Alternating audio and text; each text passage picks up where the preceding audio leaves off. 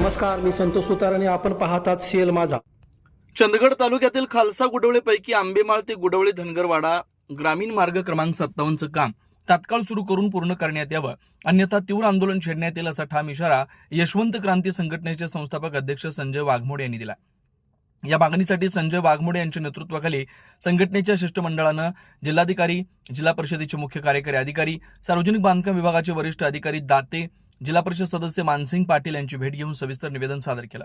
या निवेदनात नमूद करण्यात आले की ग्रामीण मार्ग 57 साठी यापूर्वी जिल्हा परिषद बांधकाम विभागाकडून 30 लाख रुपयांचा निधी मंजूर होऊन रस्त्याचं काही अंशी काम पूर्ण झालंय.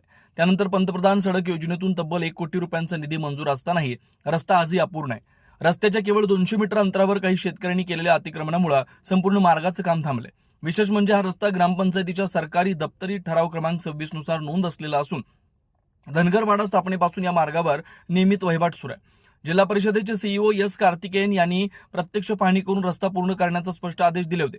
मात्र 9 डिसेंबर 2025 रोजी अधिकारी व ग्रामस्थ रस्ता कामकाजासाठी गेले असता काही लोकांनी हे कामकाज जबरदस्तीने बंद पाडलं असा गंभीर आरोप संघटनेने केला. या रस्त्यामुळे धनगरवाडा येथील रहिवासी व शाळकरी मुलं मुली मोठ्या अडचणीत सापडले. धनगर वस्तीसाठी आलेला निधी त्याच ठिकाणी वापरला जावा, मंजूर मार्ग बदलण्याचे प्रयत्न थांबवावेत आणि वरिष्ठ पातळीवर प्रत्यक्ष चौकशी करून रस्ता मोकळा करून द्यावा अशी ठाम मागणी करण्यात आली. रस्त्याच्या कामात अडथळा करणाऱ्यांवर कायदेशीर कारवाई करून तातडीने काम सुरू करण्यात यावं, अन्यथा संघटनेच्या वतीनं आंदोलन छेडण्यात येईल असा इशाराही निवेदनात देण्यात आलाय. दरम्यान सार्वजनिक बांधकाम विभागाच्या अधिकाऱ्यांनी शिष्टमंडळाला 15 दिवसात रस्त्याचं काम सुरू करण्याचं आश्वासन दिलंय.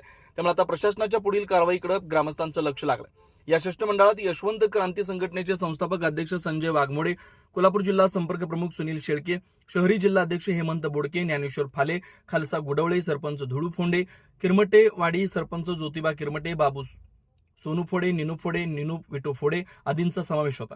आता दिलेल्या आश्वासनानुसार 15 दिवसात प्रत्यक्ष काम सुरू होतं की नाही यावरून पुढील आंदोलनाची दिशा ठरणार असल्याचं यशवंत क्रांती संघटनेनं स्पष्ट केलंय.